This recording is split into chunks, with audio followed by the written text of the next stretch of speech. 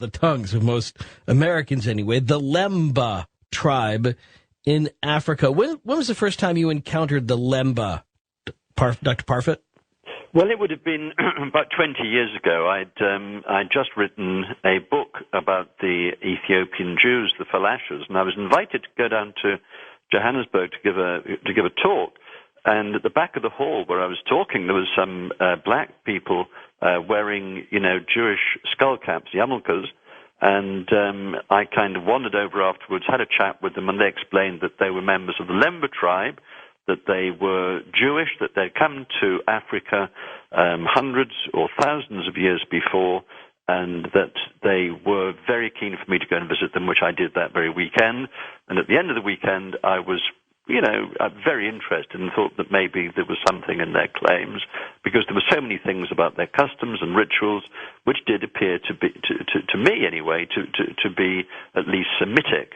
But at the time, not a single person in the world believed that there was anything at all in these outrageous stories. And these stories, these amazing stories, reflected an identity that they had and a level of mysticism that they weren't, as I understand it, and you fill me in, they weren't willing to share with you everything. They told you some things, and you got a glimpse of some things, but you could tell that they were kind of holding back a little bit. Yes. To start with, this particular group were very keen for me to believe their basic legend, which is that they came from somewhere called Senna in the north. They didn't know where it was, that prior to that they had come from Israel, that they'd come by boat, and that there were 7 or 8 of them in the boat that finally got to Africa, and so on. And so I went and lived with this tribe in a grass hut for about 3-4 months, and bit more. And during that period, I got permission to excavate, if you like, into their oral tradition. But as I did so, many people in the tribe were suspicious, reluctant to let me have information, and some people were downright hostile. Yeah, and what was the information? What were some of the glimpses you were getting, and how did you start to tie this into a possible connection to this tribe as being, at least at one time, the keepers of the lost ark? Well, one of the very earliest traditions that I heard was that their priestly clan, which is called the Bulba, had led them initially out of Israel. They'd gone to Senna, wherever that was, and that from Senna they had carried an object with them to Africa, and then they described the object. And the object was made of wood. It had rings on each corner. It was carried on poles. It was used for keeping sacred and magic objects inside it. It was carried into war. It guaranteed victory.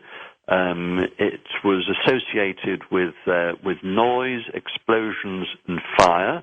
It could kill people. Nobody was allowed to go near it, and it was never allowed to touch the ground. It was covered over with skins, and so on and so forth. So immediately I thought, wow, I mean, this sounds just like the Ark of the Covenant. But at the time, given that there was no real evidence that these people were anything other than Bantu-speaking people from the middle of Africa, there's nothing to suggest that they were really associated with Jews or Israel or the Semitic world, and so I didn't take these stories very seriously. I kind of assumed that they'd simply been picked up in some way from missionaries and integrated, into the oral traditions of the tribe.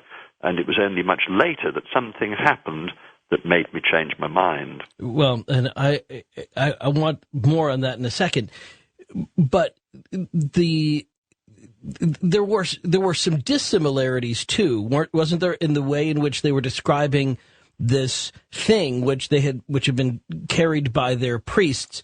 They described it as a kind of a drum. yes, exactly. It was a large drum that was conceived of as being the mouthpiece of God. It was banged, but at the same time it was also clearly a weapon because it exploded and killed people. So it wasn't just a drum. It was a drum, weapon, and also container. It was all three things as far as the tradition went: drum, musical instrument, weapon, and container. And was there a thought that the thing that it was really containing was something as valuable as either the tablets or the dust of the tablets on which the Ten Commandments were written? Well, that, I'm afraid, is something that I have no knowledge of. All Okay. I know is that 20 years ago, when I met with some of the last generations of knowledgeable tribal historians, they're dead now, they said that the object originally contained sacred and magic things, but nobody knew precisely what these were. And where did they think it was? Well, at the time, nobody really knew. There were all kinds of stories floating around among the old people of the tribe that probably it was hidden in a cave, maybe in a cave not far away from where I was staying, maybe in another cave. It was very nebulous stuff. And I went one drunken night, having stayed up until 2 o'clock in the morning at a kind of rain dance, and drinking the local beer with the tribal elders, and went to the cave where one or two people had suggested it might be, and that was on their sacred mountain. It was a forbidden place as far as I was concerned. I was pretty scared.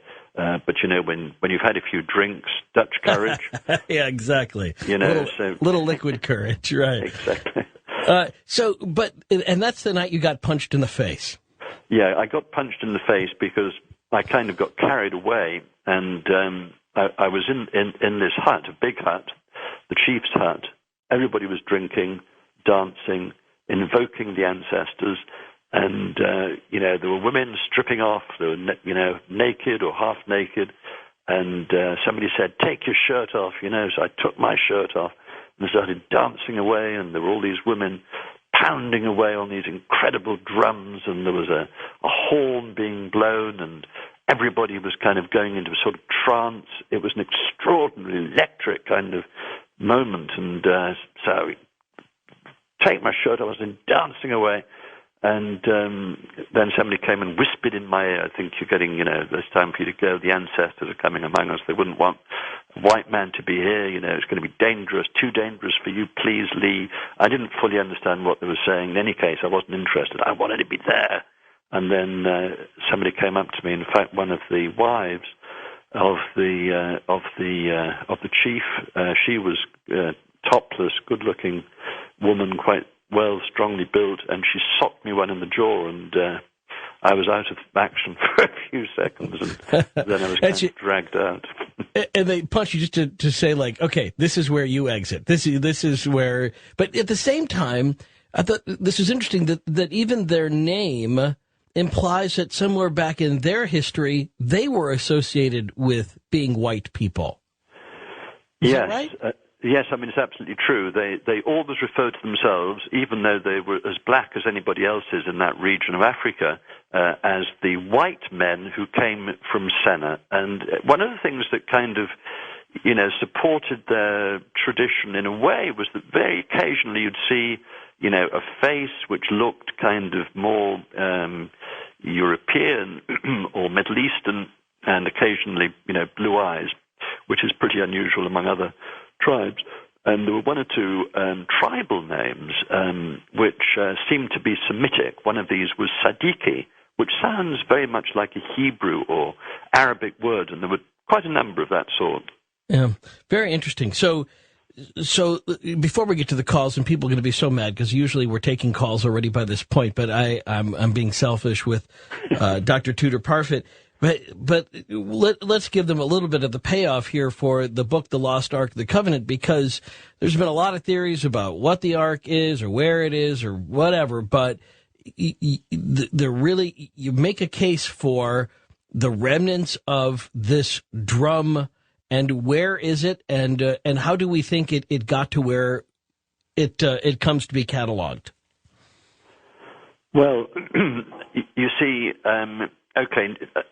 during many years of the quest, I didn't know where it was, and then at a certain point, I came across a book that had been written by a German Swedish scholar who'd lived among the Lemba for quite a number of years before the Second World War, and he was fascinated by the traditions of the Lemba, and of course, we're talking 60, 70 years ago, and he was much, much closer to the oral traditions which have since largely died than I was. And he was able to track this thing down to a cave overlooking the Limpopo River, which is the river that divides South Africa from Zimbabwe.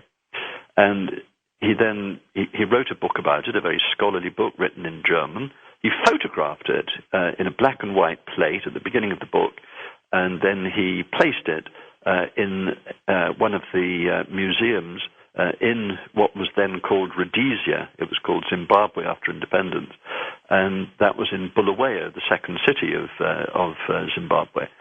And of course, as soon as I discovered this, I hot-footed it to the museum and tried to locate it. And they never heard of it. And I went through, all of their accession cards, nothing, and went through all of the stock rooms, nothing. There was nothing on display. There was nothing in the storerooms. Nobody had ever heard of it. So then I went back to the tribe and said, well, hey, the thing was there, did you not know? And they said, yes, we knew. Of course we knew, but we couldn't let our sacred ark stay in a museum. It wasn't the right place for it. So it was taken by the priests, this is what they told me, and it was hidden. So for some years, whenever I had time, I'd go back to Zimbabwe or to South Africa and go to the places which had been sort of broadly indicated by their spiritual heads, and looked in caves and spoke to old men. And every time I spoke to somebody, it would be a slightly, subtly different account, and it became very, very frustrating. Yeah, and this photograph, it's in the book, and people can see The Lost Ark of the Covenant by Tudor Parfit. This photograph it's nondescript. I mean, it looks like pardon me, but it looks like a piece of driftwood, kind of. I mean, it doesn't look like the gold Ark of the Covenant. Obviously, it looks like a very humble part of a box. Yes. The plate actually in the von Sicard book looks even more nondescript than the photograph in my book, because mine's in color and his was in black and white and taken on a pretty crummy camera.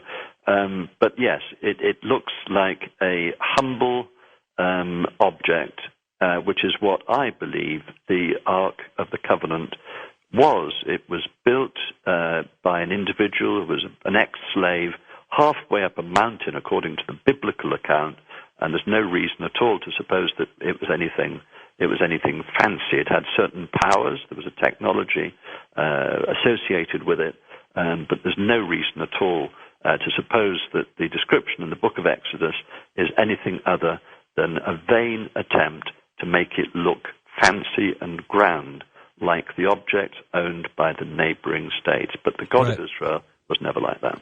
Yeah, specifically Egypt. I mean, it looks much more Egyptian the way it's described in Exodus. Yeah, if you want to see the object or an object which is similar to the description in the book of Exodus, all you need to do is either go to Cairo or go and see the Tutankhamun exhibition, which is wandering the world at the moment, and you'll see exactly that. And there were lots of things like that in Egypt, boxes covered in gold with things on top, Anubis, for instance, and then carried on poles. It was commonplace in Egypt. So I guess it shouldn't come as a surprise to anybody that you, who has been referred to as the British Indiana Jones, should find an Ark of the Covenant, which kind of ends up in the same state as the Ark of the Covenant does in the original Indiana Jones movie, relegated to some corner of a museum, lost, presumably, or, according to the legend of the Lemba, recovered and then hidden, but still lost. Well, I mean, it is bizarre, and you're not going to believe this, but I've never actually seen the movie. To be honest, I've been too busy to spend much of my life, watching popular culture movies. However, somebody gave me a box. Yeah, I think you're overdue. To watch it. Yeah, I'm going to watch it with my son, and we're planning to watch it this evening. I showed him last night the History Channel movie, and he was he's 11. He thought it was great. Yeah, we had to be very proud of you, because you look, as you're on the boat and you're sailing and the sun is glinting off your tanned flesh and everything. It doesn't quite have the image of your average university professor. No, not exactly. No. Yeah, I kind of expect you to have a whip and a pistol, like Indiana Jones. So I hope you enjoyed that movie. I hope I didn't ruin it for you. Well, I hope I enjoyed as well. I'm looking forward to seeing it. But fact is stranger than fiction, and the finding it where I found it in this kind of crummy little storeroom. Anybody who wants to go down to Zimbabwe can go and see it. It hasn't been moved. I spoke to the director of the museum just a couple of days ago, and it's still exactly where it was when I found it a year ago. Okay, and so and we'll talk about just that one little piece left about how you can see it, how it's exactly described, what context it's in, and then we'll take your phone calls too.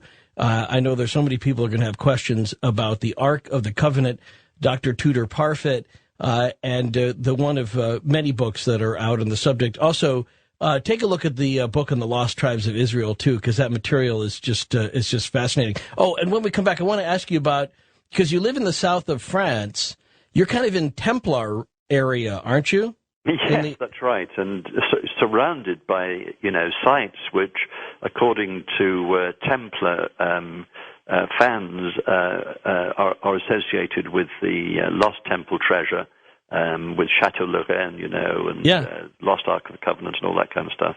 That means you're going to have to see the third Indiana Jones movie, too, because that's all about the Holy Grail and the Knights Templar. So you can skip number 2. I don't think that's one you have to worry about. But you and your 11-year-old are going to love the third one. I'm looking forward to it. With Sean Connery. It's excellent, actually. It's really good. All right, so very good. We'll come back to this then, Dr. Tudor Parfit, and we'll talk about the piece as it exists in the museum, and we'll get your calls next on Coast to Coast AM. This is Ian Punnett.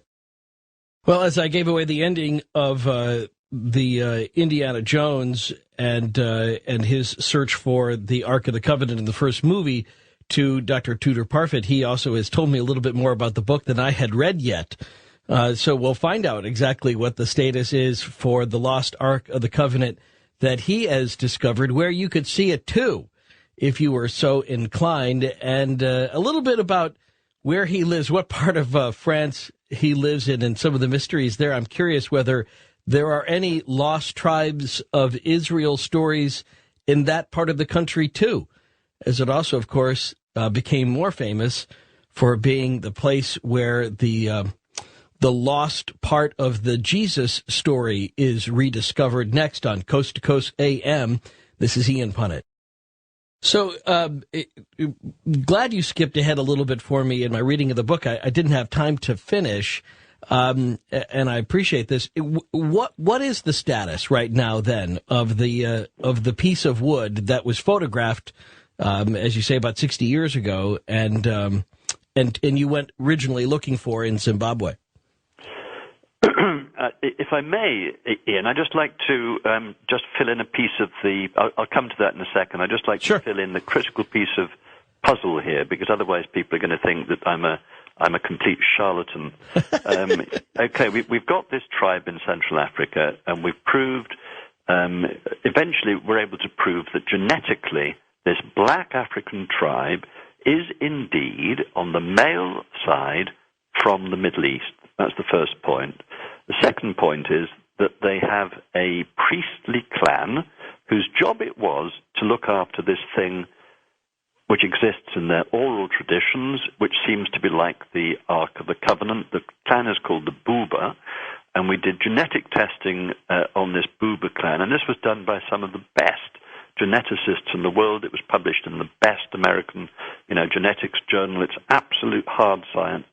And what we discovered was that this priestly group has got a particular genetic signature called a haplotype, which is identical with that carried by the majority of people wandering around the world called Cohen, who claim to be in direct descent from the priests of the temple. And that both the Buba and these descendants of the ancient priests all have a common ancestor who lived about 3,000 years ago, more or less the time of Moses and Aaron, Aaron being the founder of this priestly tribe in Israel. So this, if you like, was the thing that made it was this discovery, or the series of genetic discoveries, that made me think that the story about the Ark of the Covenant that they had maybe had something really to it. And so then I embarked upon the quest to try and locate it and find it. And yes, we've located it to a shabby little storeroom in downtown Harare. And I should also say that this object is embedded in an oral tradition cherished by the tribe, which claims that, yes, it was brought originally from Israel to South Arabia, crossed the sea in a boat, got to Africa, and then they always used to say at a certain point in history, they told me 1600, but it was based upon very little evidence. They had no they had no means really of being able to record time in the past, that it blew up because it was used as a weapon. And there's a very detailed description of what happened. It was in the courtyard of the king, so they said, and then there was a terrible noise, there was smoke, there was fire, and when they went there to see what had happened, the ark had destroyed itself. And at that point, the priests built a new one using a bit of the original one, and it had the same power as the original one, and it functioned in the same way as the original one. And I guess that's what I found. And we've radiocarbon dated it, and quite amazingly, the date goes to around 1300. And that makes it the oldest wooden object in the whole of sub-Saharan Africa, which is already, quite a big deal. Right. And, and is completely consistent with the oral tradition. Okay. And you said, just so I can back up a second, the piece of the ark was carbon dated to 1300? Yes, it was carbon dated to 1300, but as I said, the whole object is embedded in a tradition which maintains that the original one was destroyed. And in any case, my theory would suggest that, given that the ark was always used as a kind of, weapon of mass destruction over the centuries, it's most unlikely that the same one would have persisted over 3,000 years. It's more that here we have a history of the ark, we have a tradition of the ark, and we have something which is in direct line of descent from the original Ark of Moses. Well, that brings us to some callers, and we'll start bringing you all in for Dr. Tudor Parfit, the Lost Ark of the Covenant. Wright is in Atlanta on Coast to Coast AM. Wright, you're talking with Dr. Parfit. Good morning, Doctor. Good morning. Now, biblically, I'm a Christian. Biblically, it says in the Bible that it says the ark was powered by the glory of God. It contained the glory of God. You're saying it's a technology. I'm a little getting confused here. Well, you'll remember that shortly after its creation by Moses, the nephews of Moses had been drinking heavily, and they approached the ark, and a fire came out of the ark, and incinerated the two young men. Now, that doesn't sound like the glory of God to me. It sounds like somebody going in, breathing alcohol, vaporized alcohol, in the direction of something where there's fire, where there's sparks, and that may be an explanation of the biblical story. And the thing with the Bible, I mean, it's written clearly in very large part for spiritual reasons, but there's often very fascinating historical evidence to be found by reading between the lines. So you read between the lines there and see what you come up with. The idea of the ancient Israelites having the kind of technology that would produce something like gunpowder is not in itself outrageous, because all of the things that you need to make gunpowder, you need saltpeter, you need sulfur, and you need carbon. Well, they spent their time incinerating animals. Some of them were incinerated to the point of charcoal, and there you have your carbon. Similarly, sulfur is to be found regularly in the areas of the Sinai, just sitting around. And one of the things that and this is really rather interesting, is that the Israelites, according to the rules set out in the Bible, were obliged to bury their human waste. So when they defecated, it had to be in a hole, and then it was covered over. Now, if you do that, that will create saltpeter crystals. And just out of interest, during the American Civil War, both sides in the Civil War used the contents of the chamber pot for making saltpeter. I never knew that. And then so they would use the saltpeter then to blow the crap out of each other, pretty much. So we get to Bob in Gary, Indiana, on Coast to Coast AM on the wildcard line for Tudor Parfit. Go ahead, Bob. Hi there. Hi, Bob. How you doing, Doctor? Yes, very well, thank you. Oh, good. I heard several years ago, you mentioned something about DNA earlier. I heard several years ago about a mark that they had found in the DNA of people that they consider to be part of the Aaronic priesthood. Do you know anything about that? Yeah, that was the research that I was involved with, and it really made quite a splash throughout the world, and it was on the front page of the Wall Street Journal and the New York Times and all. And I did a movie which came out as a Nova special. It would be about 8 or 9 years ago, I think, looking precisely at that piece of research, which shows that that the alleged descendants of the Israelite priesthood, who maintain this tradition, from father to son. Somebody called Cohen is probably almost certainly going to say, yes, I am a priest. I'm a priest because my father was a priest, and he was a priest because his father was a priest, and he was a priest because his father was a priest. Now, these things that go down from father to son throughout history operate in exactly the same way. I mean, the status works in exactly the same way as the Y chromosome, which passes down from father to son over time, over history. And so the idea of the research project was to look at the Y chromosome of priests and to see what this told us. And what it told us was that 55% or so of all of the people that claim to be of a priestly family indeed have this particular signature which connects them with a common ancestor. So it really is entirely plausible, more than plausible, utterly likely that a very, very substantial proportion of people who maintain that they're descendants of priests actually are descendants of priests. And the curious thing is that you've got this Lemba tribe with a priestly clan, with a priestly clan, and they have the same haplotype.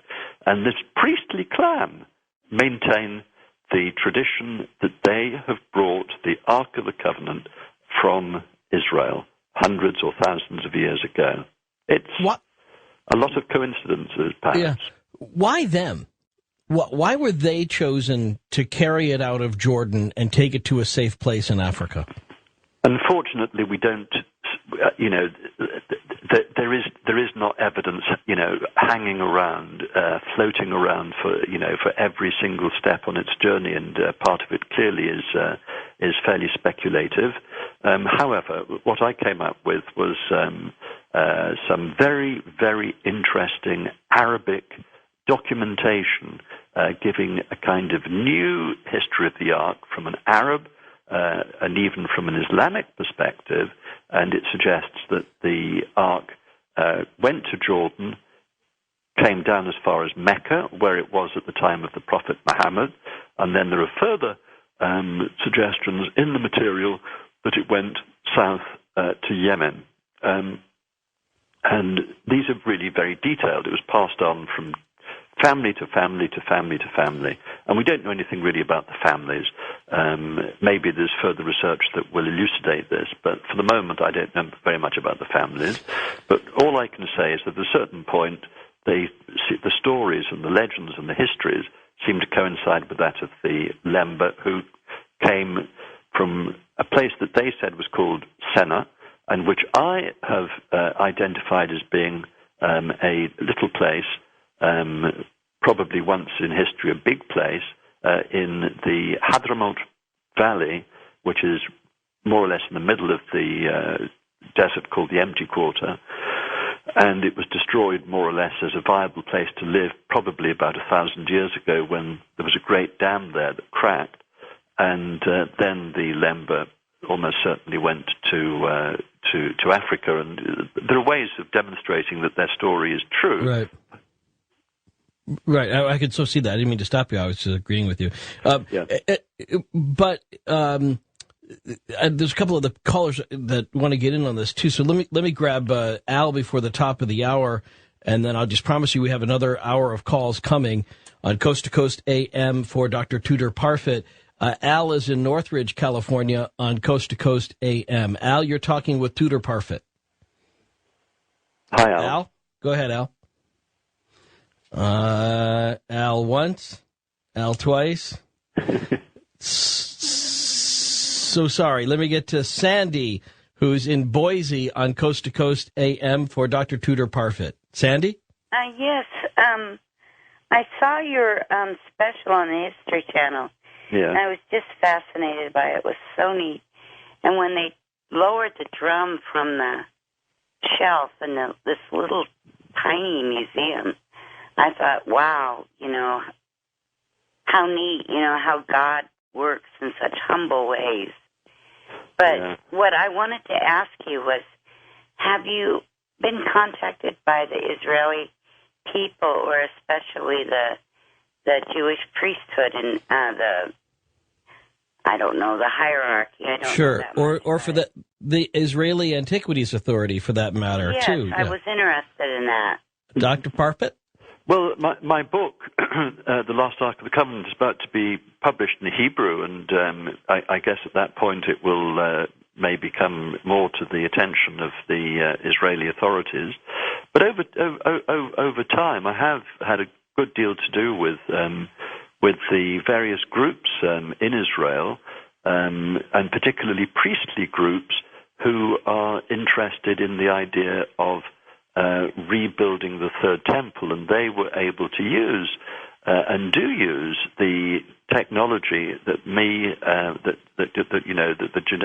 the geneticists and I came up with, which identify this particular haplotype. And so, as they're sifting out more and less authentic priests who in the future may serve in a Third Temple, should a Third Temple be ever constructed, they would use that technology. So I am kind of in touch with them. They certainly know about me. It's Sema J in L.A. on Coast to Coast AM for Tudor Parfit. Good evening, good evening, good people. Good evening. The young man, the brother, however you want, the professor's having everything right. But even you, my sir, who is the host of the show, if you read the book of Revelation, the covenant is in the temple of God. It's not here on earth. And that's fact. Well, Well, then the revelation, of course, is a vision. No, that's not a vision. It's the true speaking. Everything. The Bible the Bible is the only book that hasn't missed a prediction. And Simajay, I'm just going to jump here and say, I'm quoting the Bible. Quote. It's a vision. Revelation is a vision. It's a revelation by nature. It's a vision, and in that vision, that's where it is. It's Go very ahead, difficult to extract, historical matter from the wonderful, poetic, visionary book of Revelation. Yeah, and there's nothing wrong with that being a vision. It's kind of the cool thing about Revelation is that it's a vision, and if in the future someday that's where the ark is according to the vision, great.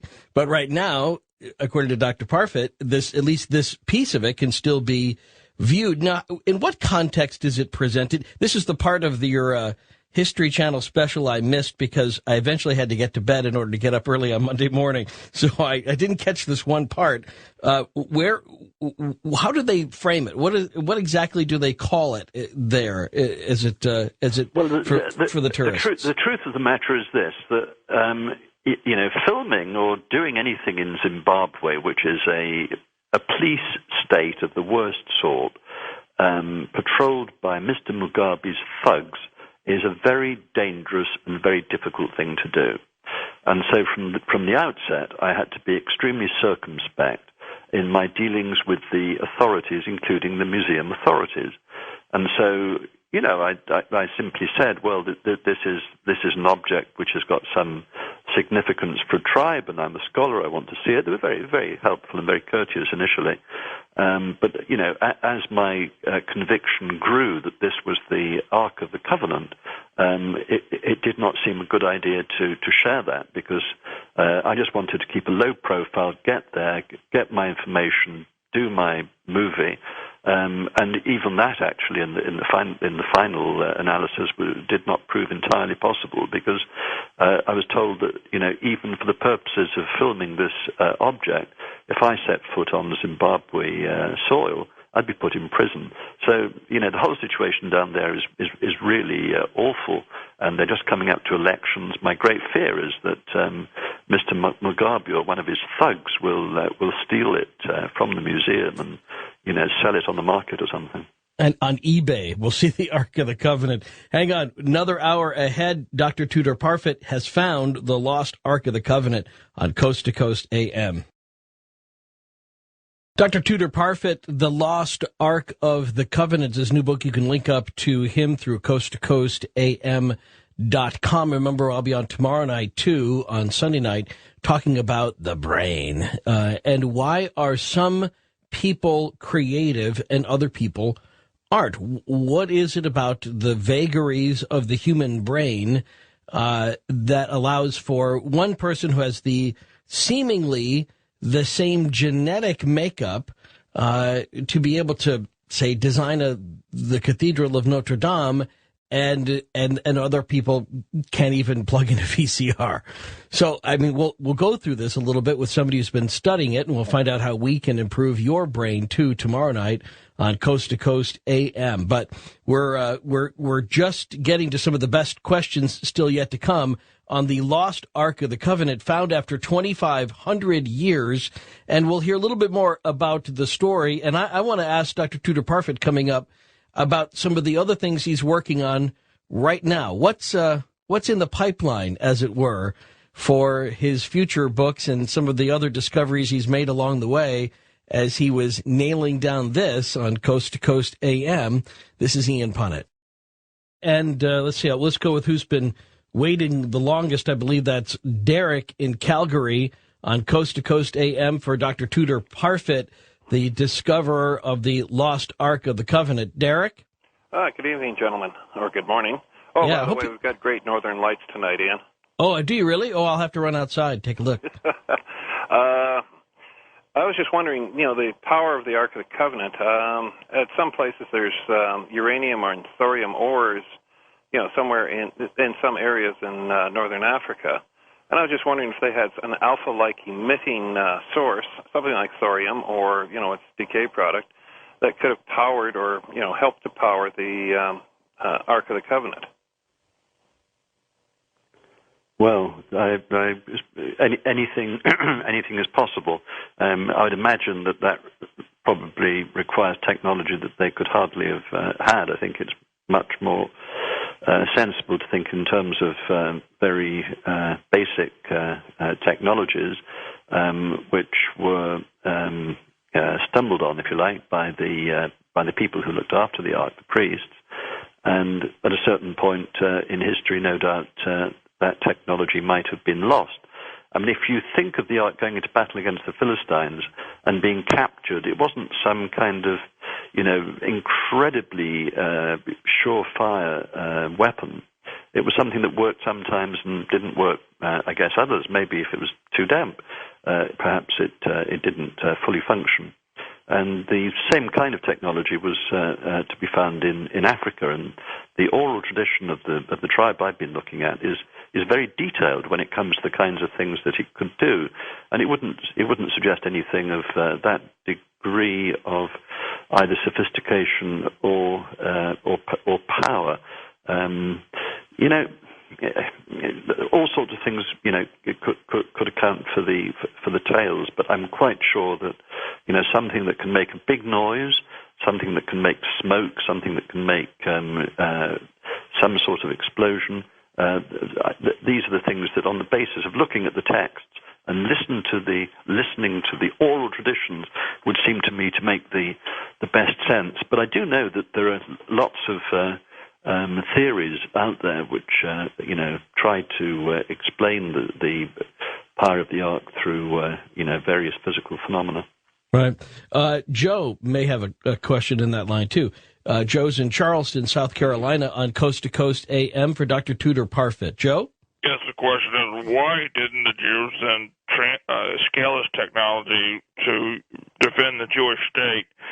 And do you consider that a failure? I mean, as it stands in your argument, you're saying that they only had a one-off weapon and they didn't mass-produce it or refine the technology at all. They just had this one thing. And mass-produce the Ark? Mass-produced the technology, used it to defend, like dynamite was invented. All right. And it was mass-produced.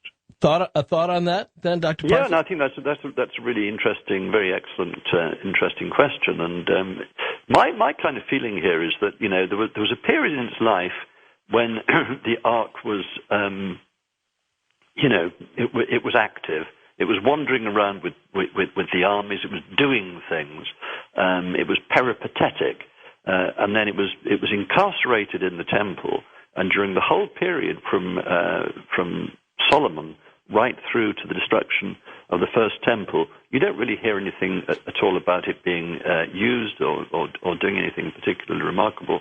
And it could very well be that either the technology was lost or it was kept secret.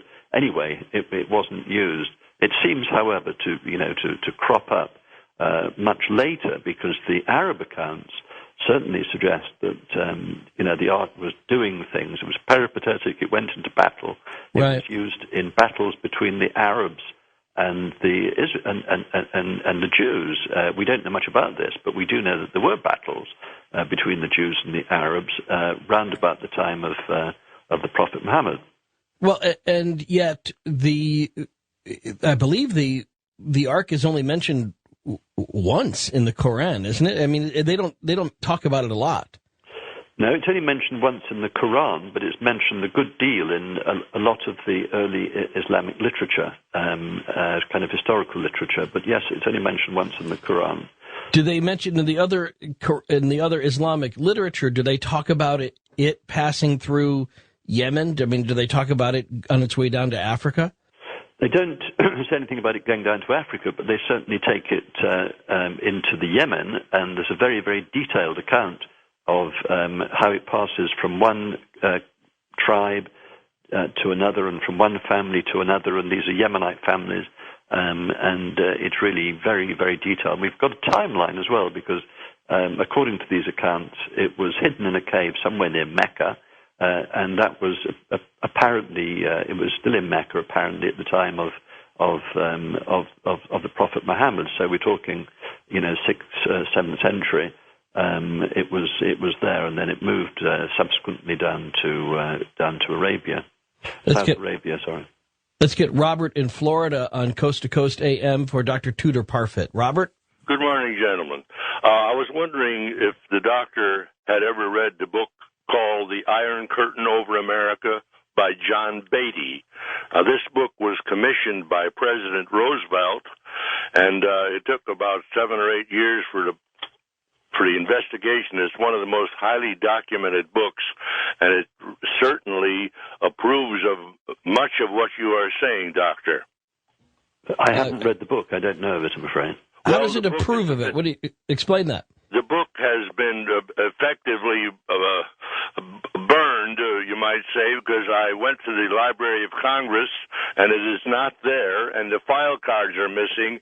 And, of course, we all know that the Library of Congress is supposed to have a copy of every book that's been published. Right. So how do you know about it?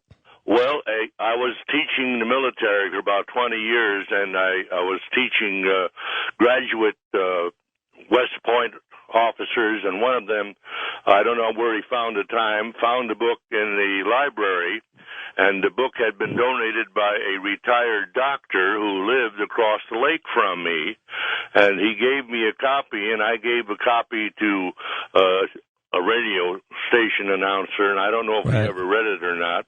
But you can buy it on Amazon. Well, it is difficult to find. You'll have some trouble.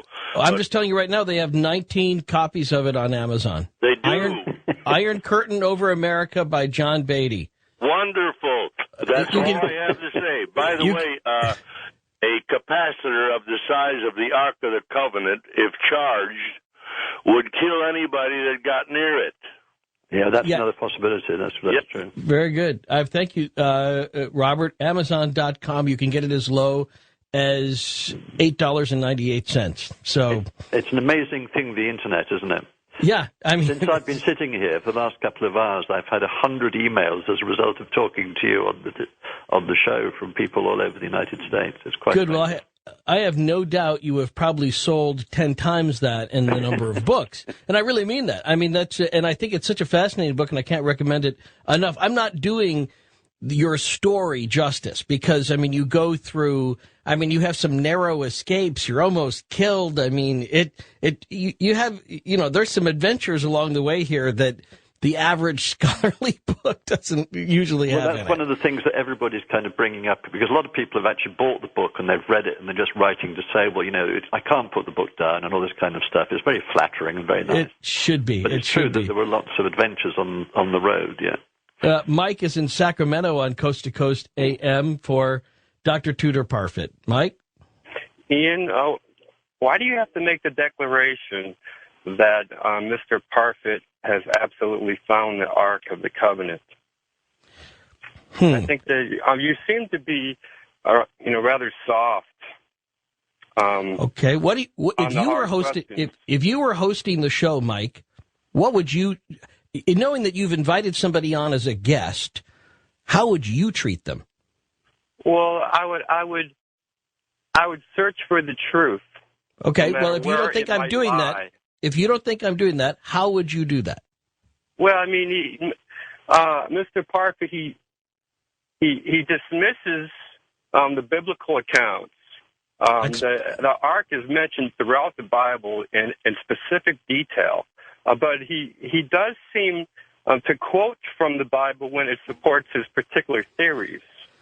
All right, well, hang on a second, Mike. Let's go ahead and since you're talking with him and you can treat him as harshly as you'd like, go ahead, Dr. Tudor Parfit. Here's Mike, and he says you're dismissing the Bible. No, I'm not. I think that's completely false. I'm preferring the Deuteronomic account to that of the Book of Exodus, and I would ask you, and I would ask anybody listening. You've got a bunch of runaway slaves in one of the most pitiless deserts in the world, and their leader is commanded by God to make a container to put these stone tablets in. And Moses has a first-person account of it. I went and I made it from an acacia tree. Now, that's going to be a simple object, and its function is to carry these stone tablets. Subsequently, it's imbued and invested with other powers, and almost immediately.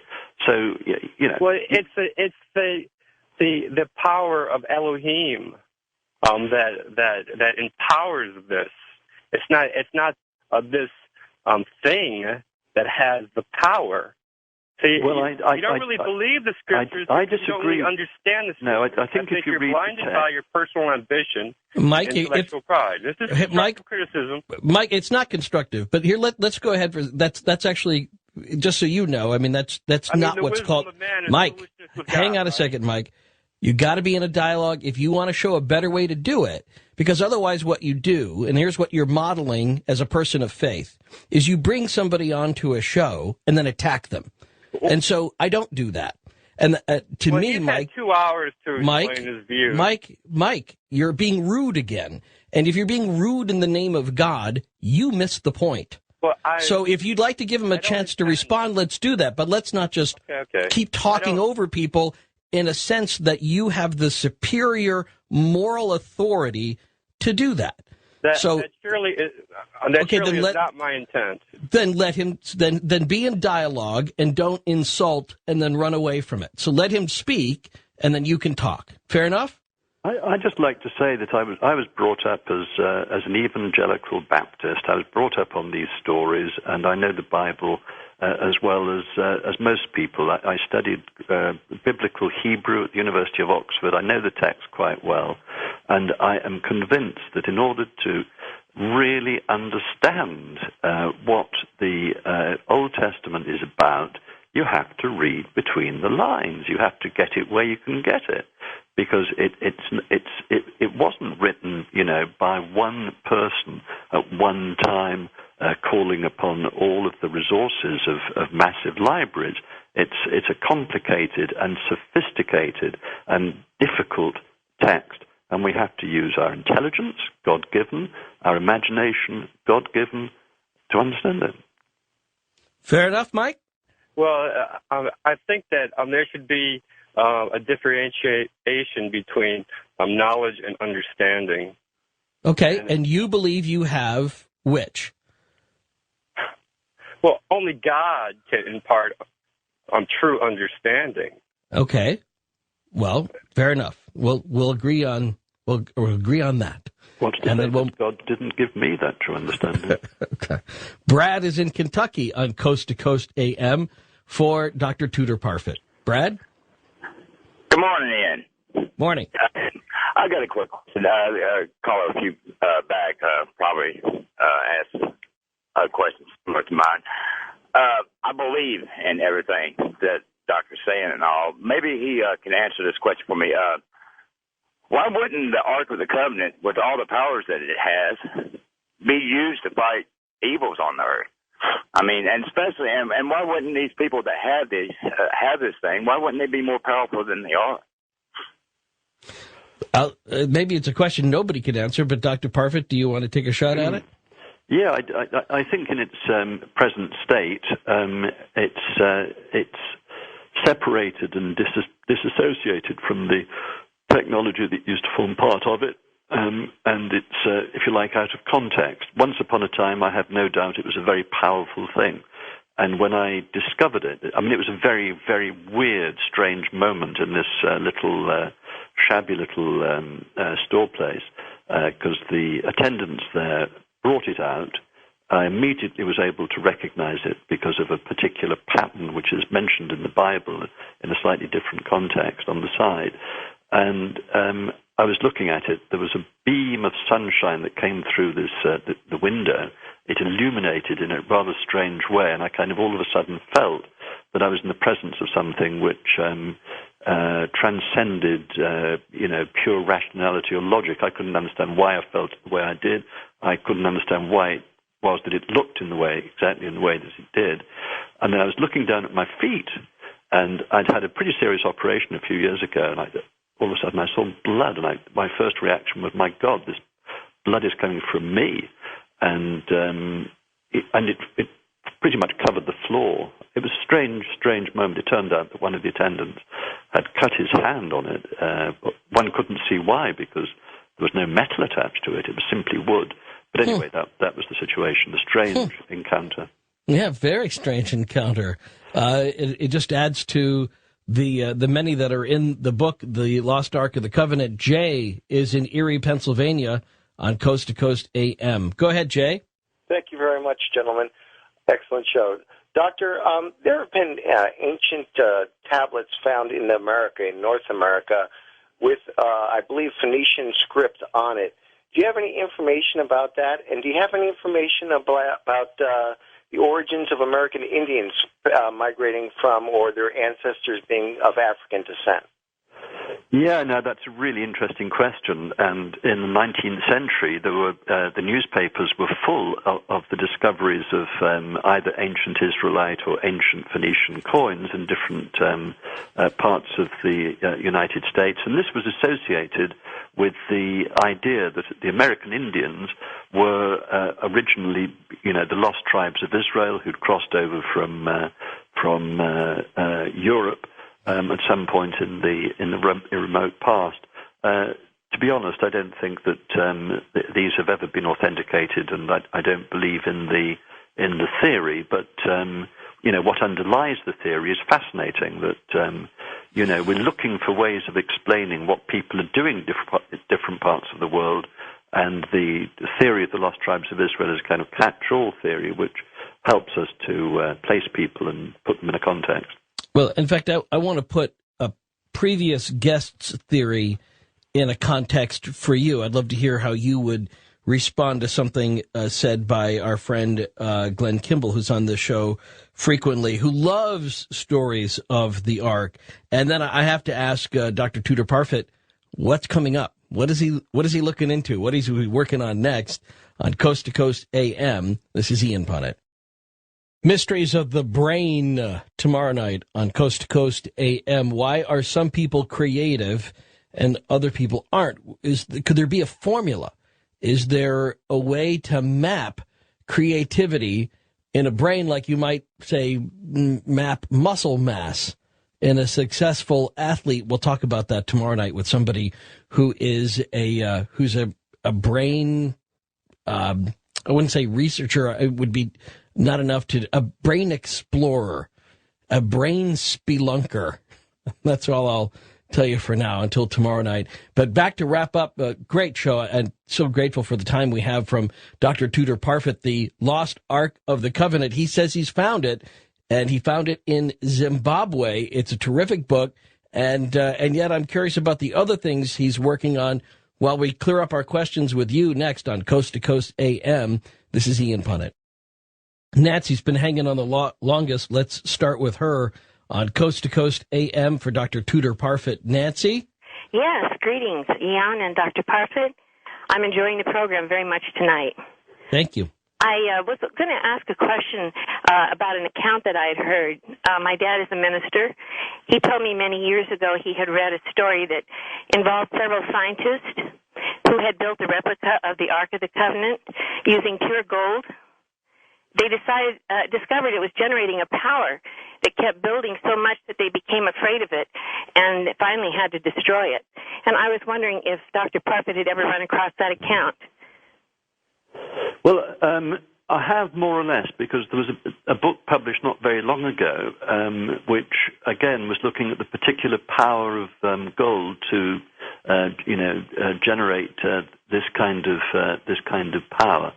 So I am familiar with the broad outlines of it, but I tried to check it out with some of my colleagues at University College, which is one of the London universities, and they maintain that it would not work in that way, and it could not work in that way. So that's my position, really.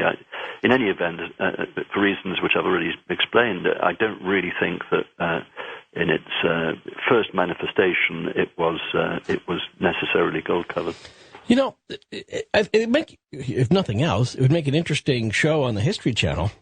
Well, I was thinking of doing that, and one of the projects that I'm currently kind of reviewing is to look not so much at the history of the Ark, but to try and check the various technologies that I know against some of the anthropological material that we've got and the historical text. I think that would be really fascinating. I do. I mean, you get together some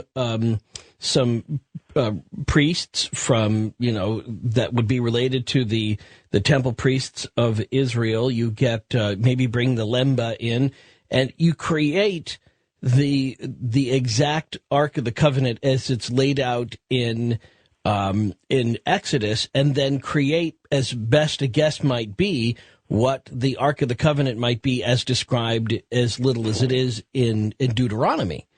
And just see whether there's any dynamic that just goes on, just purely academically. That would be fascinating to see it. It's a great idea, but it would require very considerable investment of gold. But yes, if you could get the History Channel to come up, that's the History Channel. Oh yeah, that's their nickel right there. You take that, you pimp them for all you can. I say they'll show that special for 15 years. They'll get their money back. I'm sure they will. I'm not worried about the History Channel. Let's get to Steve in Van Nuys on Coast to Coast AM for Tudor Parfit. Go ahead, Steve. A fascinating show. I saw the History Channel special. Also, I have a question for the doctor. I read a book years ago called The Sign and the Seal by Graham Hancock, who basically had the contention that the Ark of the Covenant was resting with in Ethiopia, and I wonder what the doctor felt, or if he had heard of that theory. Sure. Yeah. Yeah, sure, I have. Graham Hancock I think he writes really very engagingly. He's a good writer, I think, and he certainly sold a lot of books. But he's not a scholar in any way, and he doesn't really know any of the languages and the reality is that there is nothing in any of the Ethiopian texts which suggests that the Ark of the Covenant was in Ethiopia before 1400, and the various descriptions of what they say is the Ark of the Covenant that percolates through the later literature suggest that it's something which is very, very different from what we imagine as the Ark of the Covenant. According to one of the descriptions, it had a kind of goddess with very big breasts on top of it, and in others it's clearly a kind of Christian communion altar. Now, that is not what the Ark of the Covenant ever was. So the whole thing is completely unhistorical. And I have a colleague, as a matter of fact, at SOAS, the School of Oriental and African Studies, where I teach, who is the greatest Ethiopian scholar, perhaps, of the last couple of generations. And he actually went inside this Church of Mary of Zion in 1942 and saw what was there, and he reported this in a recent interview. I mean, not very recent, about 10 years ago, I believe, to, I think it was the Los Angeles Times, and he said in that interview that he saw it was modern, and absolutely no way is the object there, which is only otherwise viewed by, one single priest. It's not the Ark of the Covenant. Okay.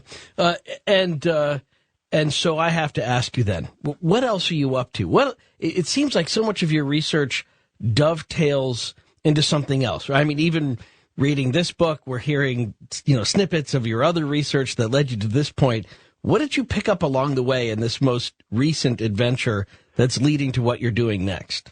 Well, it's true that things do tend to kind of run into, to run into each other. I did a book on the Jews in the Yemen about 10 years ago, and it was as a result of doing this very kind of, scholarly book for the most scholarly of all, publishing houses, that I managed to fit together the various clues that really led to this book. And on this last series of journeys, I did come across a quite phenomenal story, and that's what I'm going to be working on. I'm also starting negotiating with various production companies on a new film, more about the lost tribes than the Ark on this occasion. And my wonderful agent, Barbara Levy in London, has told me that I shouldn't talk about my new book project at the pain of death. So. Well, I understand that, but That's just why I was asking about it, because it pains me to not know, and I'm curious about it. Well, you'll have to get me back on the show in a year or so's time. Well, I'll do that, and especially because, I think this research is so rich, and for people like Mike in Sacramento who called earlier, or other people that struggle with this kind of material, I would really encourage them to read it before they feel like they have to attack it, because I don't feel like you're doing anything disrespectful to the Bible at all out of this. I don't like people that sort of make a profession out of attacking the Bible, undermining its, historicity. I think it's a pretty historical document. There's lots of amazing historical material there, and a good deal of it has been authenticated by comparison with other kind of historical traditions and so on. And my book is in no way trying to undermine this text. Quite the contrary. I think it's utterly in the spirit of the biblical account. Again, if you're just by some odd chance tuning in, we're talking about the Ark of the Covenant being found in an unlikely place, being maintained at least by a period of time in history by a group that people would never have associated with it, an African tribe called the Lemba, who have a connection to Israel, but a tenuous one, perhaps even for them in some respects, is they had a lot of information, but in the end they may not have all the pieces themselves for the ark, or for how it is that they end up being the ones who are charged with keeping it. Did you ever find out anything more from them about other mysteries that they maintain as part of their identity as a lost tribe, as it were, from Israel? Nothing very specific, I think, in terms of mysteries. One of the things that they spoke about was, and for them it's mysterious because they don't know what it is, their basic legend, which I've heard 100 times, and which earlier generations of ethnographers and anthropologists had recorded, was that so you've got this very poor, even primitive Central African tribe. They tell you the story.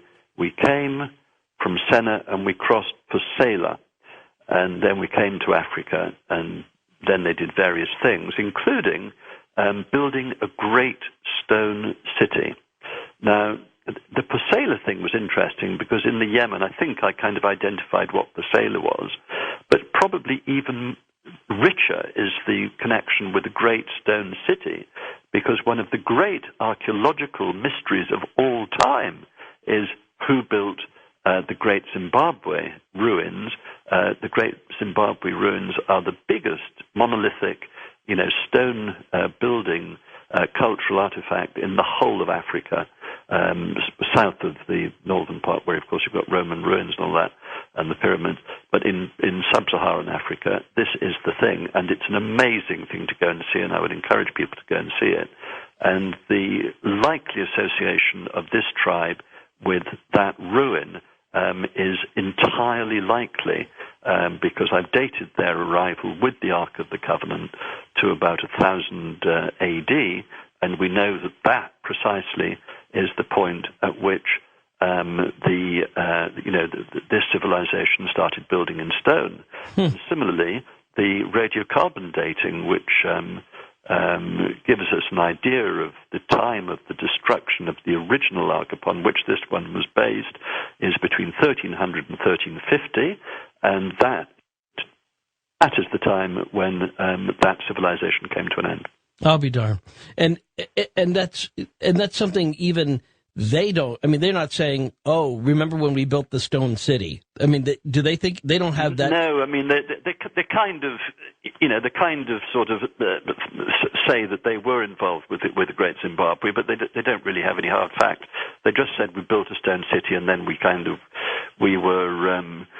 were chased out, and we finished up in little groups in different parts of Central Africa. So there was some kind of cataclysm. They had been a nation at one point, and then they were scattered as smaller groups living among other tribes. I'll be darned. Let's get to Blake in Minnesota on Coast to Coast AM for Dr. Tudor Parfit. Blake? Yes, how you doing, Ian? Couldn't be better. Thank you. Good. It's an honor and a pleasure to speak to both of you gentlemen, and I was going to wish you a happy belated birthday there, Ian. And you're doing a great job on the show, and I know for all the people of Minnesota, we appreciate what you do every night on the weekend.